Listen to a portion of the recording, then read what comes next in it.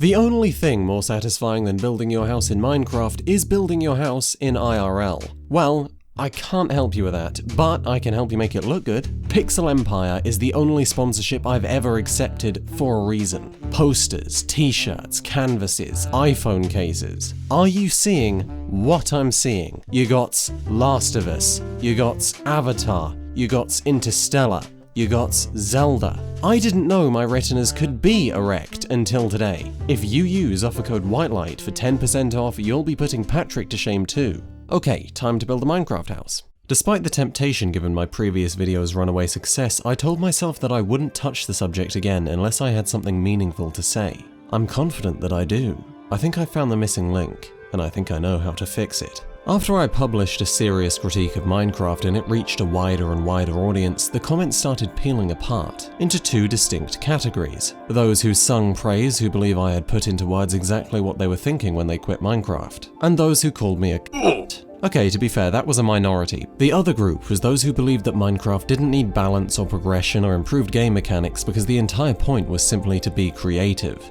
There are those who view Minecraft as a game, and there are those who view Minecraft as a sandbox. Or to put it into more technical terms, there are the extrinsically motivated and the intrinsically motivated. We need to view them as two groups, but more accurately they're two extremes on a spectrum. Do you act because it's personally rewarding to do so, or because you seek to earn rewards and avoid punishment? I think it's safe to say that younger audiences have far more intrinsic motivation than older audiences. I think the fact that Minecraft's original audience, the class of '09, has aged 10 years since then, is part of the reason why so many of them have become distant from Minecraft. They're far less intrinsically motivated, far more extrinsically motivated, and that's where Minecraft is weak. Though intrinsic motivation may be relevant to a game's worth, it is irrelevant to commentary on game design. Suggestions for where the game might go though, there it becomes a lot more important. The problem I believe Mojang faces is that while you can provide additional intrinsic motivation with new blocks, new colors, new commands, and such without disadvantaging the extrinsically motivated, the reverse is not true. You increase extrinsic motivations, you remove beds to reintroduce the fear of the night, and this alienates the intrinsic audience. How do you fix Minecraft's flawed game design without in some way hurting what Minecraft is so uniquely good at?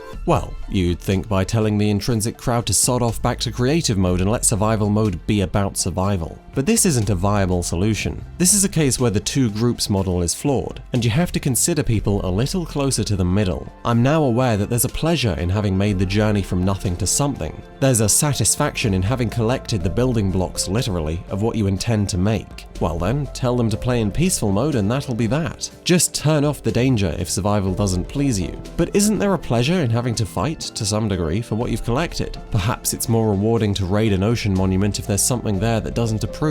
I think easy survival mode today services the intrinsically motivated very, very well, so making drastic leaps in any aspect of survival to service the extrinsically motivated will inevitably disadvantage some. That's what necessitates a distinction between a true survival mode and whatever it is we have now. In a serious critique of Minecraft, I argued that today's survival mode shouldn't be called survival. It was an inappropriate title, so we'll have to rename it. Well, I wouldn't have made this video if I didn't think I had a solution. But given the scale of the situation, it's certainly worth understanding the critiques of a serious critique of Minecraft. The most common comment I got was, "You don't understand Minecraft," or something along those lines. It was always from an intrinsically motivated player who believed that the point of Minecraft was just creative expression. I never intended that video to be an evaluation of Minecraft as software, simply to be a focused criticism of Minecraft as a game. But I cannot deny, I didn't even consider the intrinsic side for any more than 15 seconds without making that video. I certainly identify with the crowd who have drifted from the initial creative appeal. What do those people see that they think I don't? I've always seen it, but I've taken it for granted. We've all heard the talk. Minecraft is a creative sandbox where the only limit is your imagination. At this point, we're no longer talking about a game, we're talking about a sandbox. The intrinsically motivated's objectives are their own, and that's why it's so hard to consider when you're not among them. Well, since this isn't a critique of game design, I'd like to take the appreciation of Minecraft as a creative sandbox to a level beyond building a giant phallus or a self-aware AI. Minecraft as a sandbox serves far more than the players. I appreciate the game more as a sandbox for developers. In the same way I appreciate Skyrim and Roblox. If you have a creative vision, you can realize it on this simple engine without the force of a 500-head development team. You don't need to be an artist to create textures for objects. You don't need to be Mr. Robot to code their behavior. You don't need to e-beg YouTubers to promote your game, because the distribution network is already there. It's never been easier to mod than it is now. I know of several Skyrim modders who are in full-time games employment because they were able to demonstrate their skill on the accessible base Skyrim provides. And I know that Dr. Zark, the creator of Mo Creatures, has collaborated with Mojang in the past. It's not a dead end, and if you've got the passion, Minecraft can allow a brilliant idea to transform into a fantastic gaming experience that might just be seen by thousands. It's certainly limited, the engine is restrictive and horribly optimized, but just look at what people have done with custom maps and mods alone. They've changed a solid base into something magnificent. Minecraft's accessibility does games a service. If you don't believe me, even the Bobby Big Cheeses of the games industry have demonstrated the game's value as a developmental sandbox with ray tracing. The simplicity of Minecraft contrasts so greatly with the bleeding-edge Titan technology of real-time ray tracing that now Minecraft, the worst-looking game in the world, is the best-looking game in the world. I think it's a sign of the end times that I can no longer tell the difference between a Minecraft screenshot and real life. I might be slightly exaggerating, but I'm not when I tell you that I was blown away when I saw this tech in action for the first time. A ray-traced playthrough is certainly on the bucket list. In a serious critique of Minecraft, I proposed a few suggestions as to how Mojang could fix the problems I saw with Minecraft. There's no mechanical point in building a damn thing, and there's nowhere to set your sights after the pushover of a final boss. The fixes I proposed were fairly simple. Speed up the updates, more dimensions, proper balance, more farms, reworking or removing phantoms, cave update, everyone wants that. We can make all these small changes thinking inside the box, and we might have fixed Minecraft's game design for the extrinsically motivated while the intrinsically motivated remain happy with the fact that Minecraft is just Minecraft. But I think we can do better. I think we can breathe new life into conquest progression, with mechanics that serve both audiences at the same time. Minecraft is a canvas, the world is your palette, but maybe that's a problem. What good is a painting of a castle? They say Minecraft's only limit is your imagination. I disagree. You can realize anything, but only in form, never in function. What good is a castle with no men to guard it, with no king to rule it, with no enemies to attack it, and no people for it to protect? What good is a ship if you can't sail it? What Minecraft truly lacks, as a commenter pointed out to me, is simple: dynamics. A dynamic is a system of cause and effect, AI reacting to the player, AI reacting to other AI. For example, villagers going inside when it's rainy is an example of a dynamic system. Animals reacting to seasons, if they existed, would be another. All combat is dynamic. Since dynamic systems typically intertwine with one another like an ecosystem of mechanics, a very small action can cause a very large effect. As if the reactive gameplay and decision-making found in combat were blown up to a world scale. For example, if I were to burn down a forest, then a village dependent on that forest couldn't burn logs in the winter, so they die of cold, so their rivals get a larger share of resources, so they thrive. That's an incredibly profound effect. Imagine how a skilled player could play strings in just the right way to get the most out of any situation. Imagine how deep and interesting and expressive such gameplay could be. Properly incentivize it and you've got your extrinsic players satisfied. But the thing is with dynamics, they are so good at making a world feel alive. Perhaps it was short-sighted to believe that I couldn't critique Minecraft's intrinsic factors. If we play our cards right, I think we could not only make Minecraft a vastly deeper game,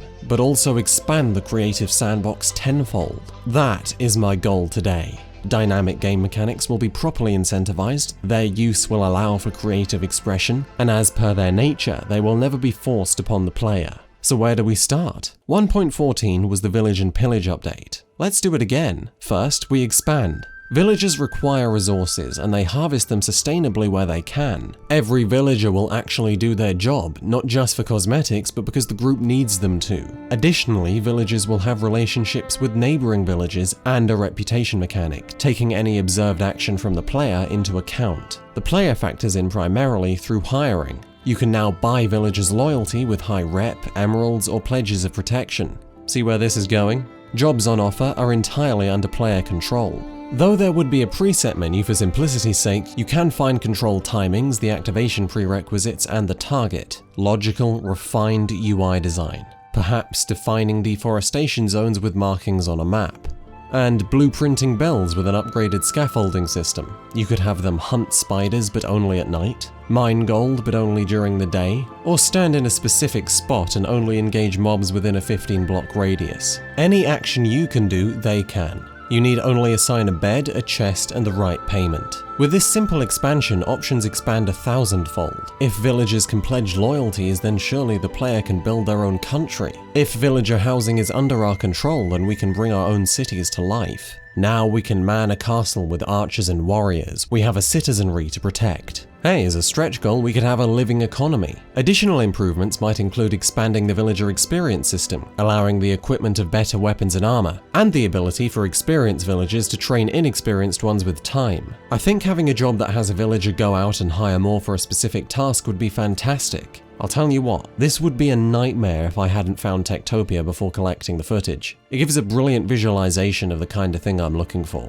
Let's demonstrate a couple more possibilities. In my vision, villagers would always gather resources sustainably where possible. But what if two villages are in competition? Along, the player might come to burn down the rival village, ensuring that their own survives. But one villager jumps on a horse and bolts. They warn the neighboring villagers of your villainy. That's going to shoot up the emerald price of loyalty, so let's play it smarter. Pillagers still exist. We'll find a camp, burn it down, and get bad omen. Now we simply waltz on into the rival village to trigger a raid. The pillagers are attacking, so you can't be held responsible. Let's go further. We allow the pillagers to raid for a while, but then we step in.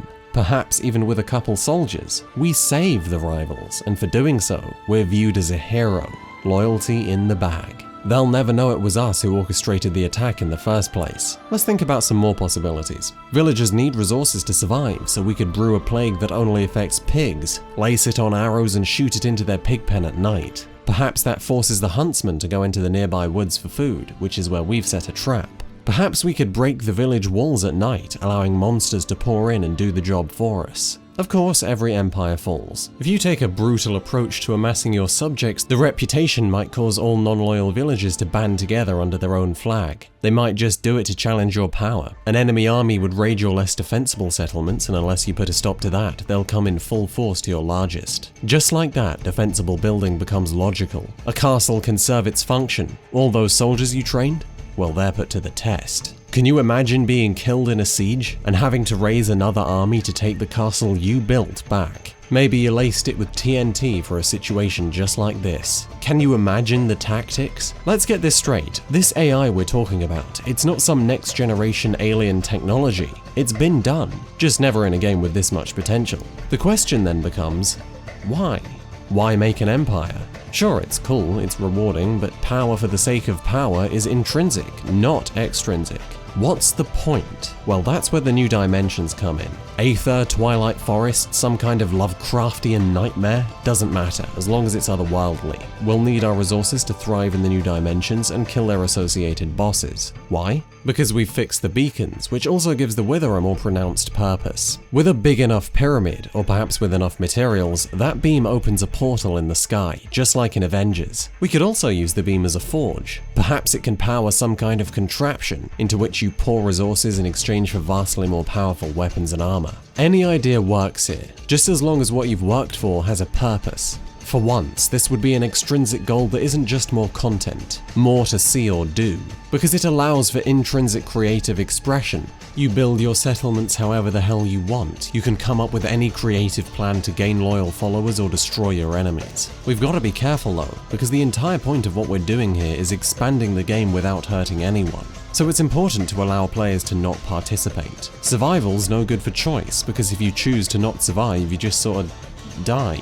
Conquest will always allow you to not pursue it. You don't have to get to the portal, you aren't going to be bullied with any of the new systems. You're not going to come back to your little wooden house one night to find it's been burnt down by barbaric villagers, unless you do something major to piss them off. If we're introducing new cosmetic blocks, chuck them down in the nether. That's not a difficult dimension. The other thing we don't want to do is take away all the focus from mining and exploration. What's important for a sandbox is freedom, and that means this command and conquer village dynamic is not the only way forward. Firstly, let's not drown ourselves in automation. You can't ask a villager to pop up a perfect castle, but they can slowly replicate things like walls or standard villager housing. Secondly, mining. Basically, cave update, innit? We've already been over this in the first video. A far deeper limit using cubic chunks, depth-dependent cave generation, stronger mobs the lower you go, biome-specific caves, more resources as long as they're interesting, far more underground structures with weirdness, danger and reward increasing with depth, and more interesting dangers. Heat and radiation, pick one, doesn't matter which. It's now a static effect throughout the entire underground after a reasonable level. There's a smooth transition. You gotta wear a certain standard of armor to survive, which will increase tension and create some exciting gameplay because if it breaks, you'll need to leg it back to safety.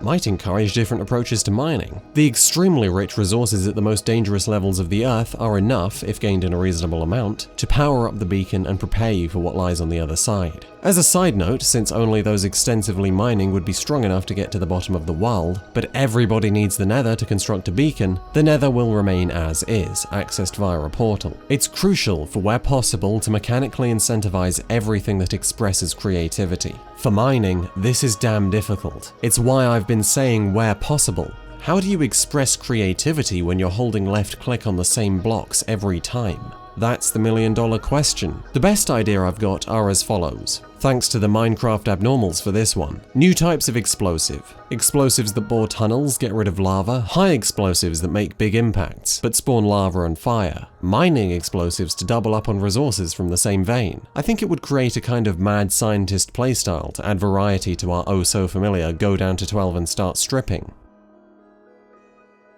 My other idea is increasing the impact of exploration on the underground. We've already discussed new structures, but let's ensure they're actually interesting. How about a maze? Now, of course, you can mine through mazes, but here, every block contains silverfish. Not many to begin with. But once you've mined, say, 20, you're swamped. It's like a Black Friday and a BTS concert rolled into one. You could navigate it as intended, you could even blow its nuts off with TNT. Lots of room for player expression. I really think this is the right ballpark for any new structures. The final type of gameplay to look at is indeed exploration. First things first, let's at the very least give the impression of a breathing, dynamic world. Wind's gotta blow, animals have gotta migrate and travel in more believable numbers. Predators need to be more plentiful and have better AI. Birds gotta chirp. Let's just straight up rob Mo Creature's horses. There's gotta be seasons, mods have already proven how beautiful that can be, and animals in this case could dynamically react to that. You could find a bear in a cave hibernating for winter, or a hibernating squirrel that'd pop out of a tree if you break it. So, how does this get us our beacon? Well, if you find the right type of carrot, no, I'm kidding. Mojang are already doing it with woodland mansions and ocean monuments. There would be a wealth of new rare dungeons that get you better and better loot. I'm talking good loot, Terraria type loot, Deus Ex type upgrades, not just basic stat boosts. Each one contains a map to either a dungeon of similar quality or of higher quality. Follow the maps for long enough and you'll eventually find yourself at, let's say, Herobrine's castle. Fight through it, kill the white-eyed whippersnapper himself, and you'll get a resource good enough to open the portal. You could of course make this siege easier with hired villagers. Just like mining, coming up with systems in which you can express yourself is difficult. Because what are you doing aside from walking? You can introduce dynamics to breathe life into the world, but for it to do what villages can, players need some level of influence. The best I've got is the following three ideas: ships, plants, and horses. I'm sure ships has been done years ago with mods. The idea being you don't have to use this rinky-dink litter box. You can construct a ship however the hell you please, and depending on a couple of factors, it'll sail. Factors being weight, a simple buoyancy calculation using empty space under the waterline, and how streamlined it is. You can hire villagers to sail with you, perhaps even to man TNT cannons, though there is always redstone for that. Naval combat with Minecraft's creativity and destructibility. Can you imagine the multiplayer? The appeal of ships would of course be mass transport, but also accessing an ocean dungeon like the Tower of the Gods from Wind Waker. You could sneak past the guarding ships with a boat, but it would be easier to fight them head on. That's ships. Let's look at our five-legged friends. Extensive horse breeding. You certainly can't, perform the act on the go, but you sure can collect the ingredients. I like the idea of traveling to faraway lands in search of some kind of mythical beast like a unicorn. Maybe breeding it with something else to get a Pegasus. Breeding would control color, speed, size, health, horns, wing shape, so you could get fairly expressive with it. And flying, if balanced with a stamina bar, sure sounds like a good mechanical reward. I propose the exact same concept for trees and crops too. You'd breed them in search of the ultimate food. It'd give you a hell of a reason to farm, and to explore in search of the best species. Imagine breeding a golden apple tree, you could reenact the Bible. So now we've expanded upon the sandbox and integrated every such system into our game design. What do we do after we've accessed that portal dimension? Will it just be a chain of tougher and tougher dimensions? We can't replicate these systems for every one, can we? No, I don't think we can. I think whatever dimension the portal leads to has to be near enough the end, because progression will get repetitive and you will get bored. So how do we integrate the end, I mean the literal end, into this equation? It'll make no sense if there's a tougher dimension than the end, because the end is the end. Well, I've moved it. Remember Dark Souls? Keep that in mind. In the portal dimension, there's a boss, and among the many rewards for slaying that boss is a ring. In this vision of Minecraft, bedrock is breakable. So we break it, and down we fall into the abyss. At any other time, you just fall out of the world and die. But with the ring equipped, we continue to fall, and fall, and fall, and fall, until we reach it. The end. I'm trying to go for something intimidating here, so no more of this ugly-ass cheese-looking rock. Trees made from shadows sounds cool. As you'd expect, the End Dragon is still there, and most certainly, so is the end poem. I think the meaning of the end poem is a beautiful reward in itself, and I think an extrinsic reward might undermine it. But let's stick abyssal weapons and armor in the end cities as the true endgame gear. For something intrinsic, let's go back to that portal. In whatever the portal dimension originally was, you would have seen a huge field of strange-looking artifacts. Now they're all active. It's a dimensional switchboard, a field of portals like that one episode from Primeval. Every one leads to an entirely new randomly generated world, just like JX's proposition. Biome properties, colors, tree size, day-night cycles, resources, animals, the number of suns, the size of the suns, the state of the villages from ruin to thriving, gravity, the terrain gen, all randomly generated. I imagine this wouldn't be a monumental task. It sounds like a matter of tying an RNG to a bunch of values, so don't expect the resources to be much more than reskins. Endermen would also be common to all new realms. The idea of this is an infinite loop of new game pluses but with some added variation. You could never get more powerful, but you could always explore new wonderful worlds, like No Man's Sky, which we should definitely be taking inspiration from. It'll be fine. For the finishing touches, why not think about a light narrative element? The Endermen are pretty much the only thing Minecraft has going lore-wise. It's important that we leave them as an open mystery, but it would be a waste of potential if we didn't go somewhere with it. In previous versions of Minecraft, villager clerics sold ender pearls, implying there was some kind of dodgy Lovecraftian worship afoot. Let's bring that back, though this is the time for subtlety. Let's scatter the ruins of an ancient Enderman worshipping cult throughout the underground. In the dimensional switchboard worlds though, that's the time for being overt. Let's show that the Endermen have a presence everywhere, that they truly represent something higher. If they are the personifications of the ending of all things, there should be worlds that are completely dead, no trees, always night. Perhaps some of those populated entirely by Endermen. We could first imply that because of the existence of the dragon egg, we've only delayed the inevitable. All things come to an end, including our world. But then, there should be worlds with nothing more than a single sapling to show that death is also a beginning. Call it ridiculous, but I actually think Minecraft could be a vessel for a very strong, albeit basic, theme. I should certainly stress that these are just my own thoughts. The design philosophy is what's important, but anyone's creative concepts could work just as well or better. I think that nicely wraps up what I had in mind for improving on Minecraft's conquest progression. But what our approach hasn't done is provide extrinsic motivation through survival gameplay, as some might have expected. I think my first video gave a few people the impression that the only way Minecraft can provide extrinsic motivation is with survival, like we saw in Alpha. Or perhaps that it's the way Minecraft should. But Conquest works just as well. Terraria's proved that. It just doesn't feel the same. Even if we can elevate Conquest progression, does that mean we should abandon the gold mine that is survival? No. It'd be an insult to the game's history and its potential. The night will be reborn. I say will, it already has. Of all the things that drew me back to Minecraft, it was Chelonian Egghead that pulled the strongest. No, it's not a Sonic villain, it's the author of the Rebirth of the Night mod pack. A collection of mods that, though making attempts to enrich exploration and conquest progression, seek specifically to reintroduce the fear of the night to Minecraft, to create extrinsic incentive to build and awaken survival gameplay that's lied dormant since alpha. It showed me just how much power is in our hands. I've always appreciated the modding scene, but there's only so many out there that stay true to Mojang's creative vision. There's only so many out there that don't hurt the game as much as they help it. Rebirth of the Night showed me how delicate an art crafting a survival game really is. It's not as simple as remove beds or make mobs do more damage. When I first played Rebirth, tool durability was so harsh that for every stone pickaxe you made, 3 of the 6 blocks you could mine with it would have to be stone just so you could make another one. It was a nightmare. Things have since changed, and all of a sudden, it felt like I was playing a whole new game. It goes to show that if any of the necessary systems are just a tad too tedious, everything else suffers. And I think it also goes to show that mod packs are a great but flawed way of fixing the game. Mods are not created with the same objective in mind, and so when they're put together, more than just files can conflict. Focuses can. One mod seeks to make Minecraft a light survival, the next seeks to introduce survival realism, but you'll probably find both in the same pack. Mods are without question the best chance we've got, but they are not an easy solution. Making them is difficult and organizing them is delicate. So was Rebirth of the Night successful at reintroducing that first night rush? Well, I'll tell you a story, and you can decide for yourselves. On my first day, after a while of screwing about, night starts to fall. I look for some kind of shelter, but time runs out, cornering me in the base of a hill. There's nothing else for it. I try the old 2x1 hole with a door on the front technique. That doesn't work because the new mobs have logical AI. A creeper saw me go into my hole, so it blew up the entrance. My only torch is gone, but I still have enough room to block myself in. Except now, I start hearing noises. Burrowing, endermen, caves.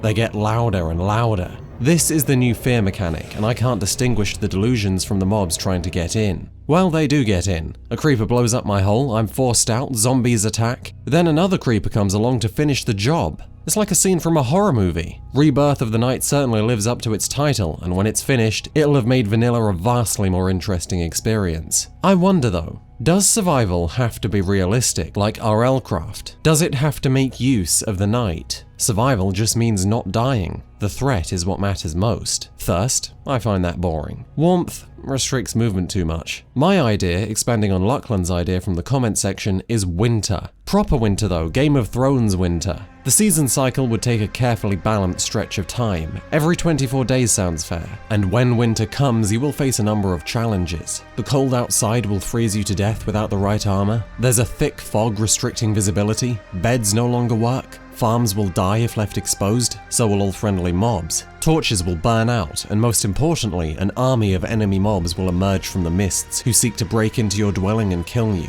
AI shouldn't be a roadblock. The incredible Epic Siege mod proves it's doable. It'll be up to your creativity to build something that will keep you safe during the long night. I think this would be great fun in Minecraft's 3D sandbox, especially if we've got our dynamic villages. You could show Game of Thrones what a real finale looks like. And to make things a little more interesting, let's have a mob that represents the Night King. You could get to a point where you're so well armed that you might be able to forge a path to the Night King. If you kill him, you free the world from the Winter Army forever. Snow stays, but no death march. That would be this survival game mode's version of The End. What gets me really excited about this kind of idea is how good a player like Mumbo Jumbo would be. Those ingenious, pragmatic redstone contraptions would finally have an extrinsic value. You can imagine Mumbo's impenetrable bunkers and walking houses being put to the test. In my perfect world, we'd see 4 game modes. Conquest, which is the survival we have today with all our added systems. Adventure, which is today's survival with minor touch-ups. Survival, which is our new and improved extrinsically focused gameplay. And of course, creative mode. Permadeath remains toggleable for hardcore playthroughs, and we also provide an option to turn off hunger on every mode bar survival, because it can slow creative processes down. The goal of this video was to present what I believe is the design philosophy Minecraft needs. It's not my random ideas for content or structure that's important, it's the path Minecraft should be taking into the future. What we're sitting on is a truly unimaginable goldmine of potential. Over the years, over the decades, whichever way Minecraft goes, people will continue to find ways of surprising us. Bringing something as important and as beautiful as Lego to the digital marketplace has in many ways made Minecraft more than a video game. Let's see just how high it'll reach. Anyway, I do believe I haven't said anything too controversial in this video, so there won't be anyone having a verbal stroke in the comment section. Well, that's what my therapist told me. Next time on the Whitelight Show, I might be covering Watch Dogs, which will mesh nicely with the theme of potential. Thank you to Lex Williams, Just Anima, Ludwig Sahlen, Leon Kattendahl, Holy Shift, Chance Tucker, Douglas Griffith, Combat Wombat, Sim, Noah B. Satterley, Thomas Landell, Juris Purins, Abby, L. Hudson, Rosa, Benjamin Carter, Bishop Nelson, John Lemley, Fabian Flack, Zachary Scott, Shade, Quarter Gamer, Captain Excellent, and Dominic Jaworski. My patrons help a great deal in getting these videos out in a timely manner. Thanks again, and thank you for watching. I hope to see you next time. Goodbye.